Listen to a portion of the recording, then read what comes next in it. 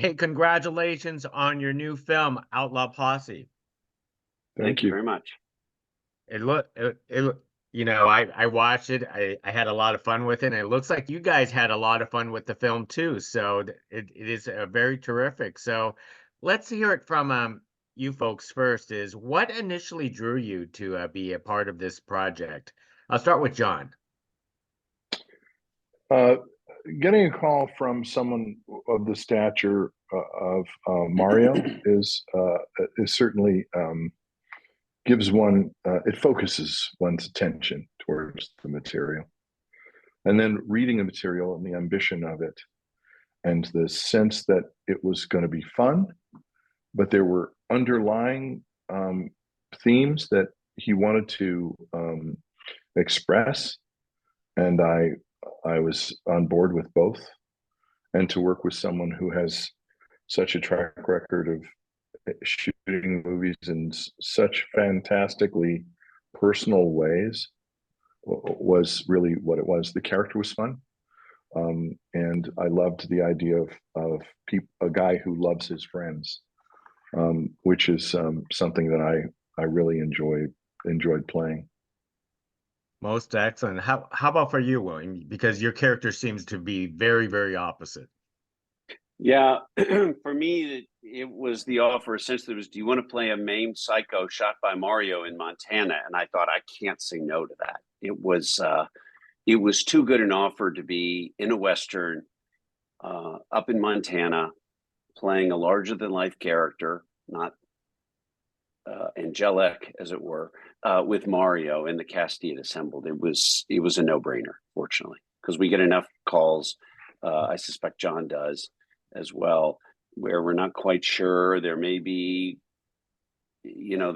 pros and cons to it. This one had nothing but pros, as it were. Forgive me. William, tell us about your transformation into Angel, because I want to say you're almost nearly unrecognizable in something like this. Thank you. I suppose the long hair, which was Mario's inspiration and idea, helps. The beard, and then we call from the dungeons the various demons that help us fill out the outlines of a character like that. And it's a difficult thing to talk. It's an easy and a difficult thing to talk about, at least for myself, because I have done it before, never specifically like this, but I've done it before. But at the same time, the process is still a little bit mysterious to me, and it's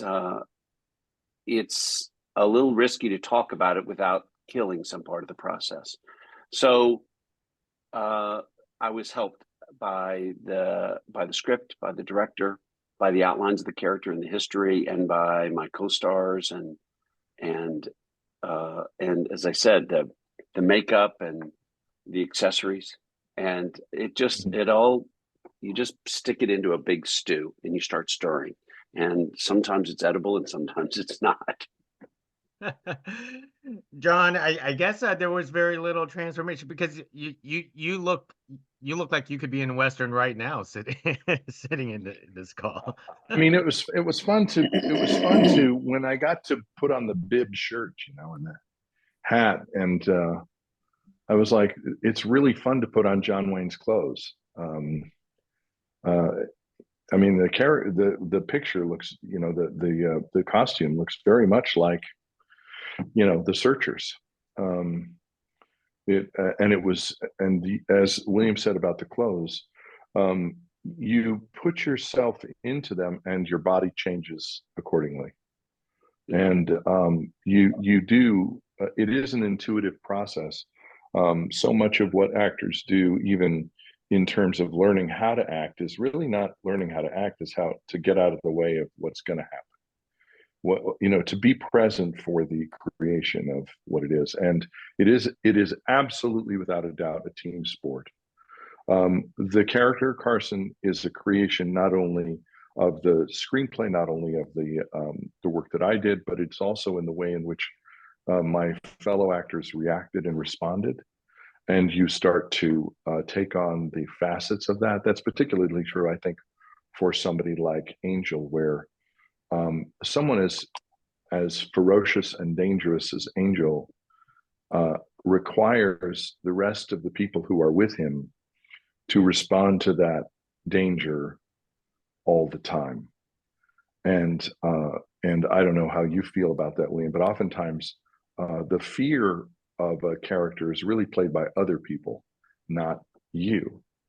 So it requires the director to maintain a sense of don't fuck with that guy. It certainly was true when you and I don't really get to act together in the movie, but it certainly was true when I watched scenes of you that you embodied that, but also it was amplified by the acting company around you, and that's all you can hope for. Yeah. And it all flows through, in this case, one vision, which is Mario's. How delightful. That was some pretty good comments about you, William. I mean, it is a testament to your acting, and not to mention that you barely moved I want to say your left arm through this film. The left arm is a subject all on its own. Just to ride with one hand. Just to ride with one hand, man. That was an interesting challenge I hadn't done before.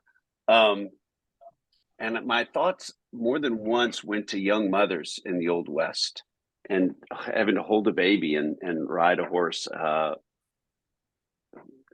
But yes, I appreciate John's comment, and I 100% agree with him that a lot of it is done by the other people. I mean, if you're watching a movie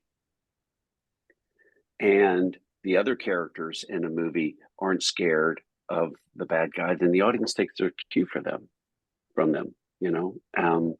And so I was fortunate that the guys in my group, in addition to the people in Mario's group, but the guys in my group, you could see were like, I'm not going to take my eyes off the boss.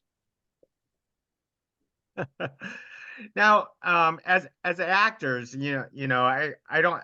You have stunt people and so on, but I want to say the scenes where you guys are riding your horses and actually doing other stuff such as shooting guns or throwing dynamites. Was that particularly challenging to you to multitask while, riding horses for yourselves? I'll let John answer. My big limitation was having one hand, and that was plenty. Go ahead, John. Well, I was helped out in a lot of different moments by the stunt performers who played the part for me and for Mario. And so a lot of the moments that you see, also because we were shooting on such a short schedule, were done by second unit and by stunts. The integration of those things from one to another are really the magic of it all. And I won't tell you which parts I did and which parts I didn't do, because I don't want to separate the experience of it. Yeah, I don't want to separate the experience of it for an audience. Just to give you an indication, I got there. I hadn't ridden a horse since I was a kid. I got on the horse and was having a nice, lesson, and my horse stumbled and I fell off of it. I fell right over the head of the horse. Gratefully, did not keep my feet in the stirrups.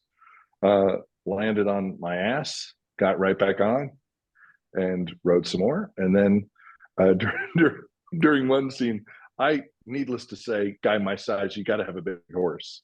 And the horse I had was pretty big, and I was trying to get on this horse on a hillside where the horse was above me. And it was the full high anxiety brophy moment where it's like, I got it, I don't got it. Like I got my foot in the stirrup, I got almost on the horse, I caught the saddle with my right calf and fell flat on my ass on the hillside. And at that moment, the horse stepped on my foot. But it was so amazing because the horse was like stepped on my foot and started putting the weight on the foot on his on his hoof, and you could feel the horse go, well, that's not ground. And like the most delicate, like, oh, I better get off of there. And I mean, I didn't get hurt, gratefully, but it was, so you can probably guess a lot of what you saw may not have been me.